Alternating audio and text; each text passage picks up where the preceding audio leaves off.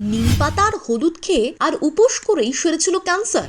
বউয়ের থেকে ধমক খেয়ে নিজের মন্তব্যের থেকে পাল্টি খেলেন সিদ্ধু। এবার আসলে সামনে এলো সত্যিটা। কিভাবে ক্যান্সার সেরেছিল সিধু পত্নী নবজোৎ কৌরের। স্ত্রীকে পাশে নিয়ে ভিডিও বিবৃতি জারি করে বললেন, শুধুমাত্র ডায়েট আর উপোস নয়, নবজোৎ কৌর সুস্থ হয়েছেন ডাক্তারদের কড়া নজরদারিতে থেকে। বিস্তৃত চিকিৎসা পদ্ধতির একটি অংশ ছিল ডায়েট আর উপোস, এর থেকে বেশি কিছু না। ক্যান্সারের চিকিৎসার সময় কেমন ছিল নবজোৎ সিং কৌরের ডায়েট? দিনের শুরুতে তিনি লেবু জল খেতেন, তার আধ ঘন্টা পর 10 থেকে 12টা নিমপাতা চিবিয়ে খেতেন। তিনি নিয়মিত কাঁচা হলুদ ও অ্যাপল সাইডার ভিনিগার খেতেন। এছাড়া তার ডায়েটে থাকতো কুমড়ো, বেদানা, আমলকি, বিট, আখরোট, লেবু জাতীয় ফল এবং বিভিন্ন ধরনের বেরি জাতীয় ফল ক্যান্সারের খুবই ভালো দাওয়াই, এমনটা বলেছেন সিধু। নবজোতের সমস্ত রান্না হতো নারকেল তেল কিংবা আমন্ড অয়েলে। দারুচিনি, লবঙ্গ, এলাচ, গোলমরিচ এবং গুড়ের মতো মশলাপাতি তার রোজের ডায়েটে রাখা হতো বলেই জানিয়েছিলেন সিধু। সন্ধ্যে 6:30টায় দিনের শেষ খাবারটা খেয়ে ফেলতেন নবজোৎ। পরের দিন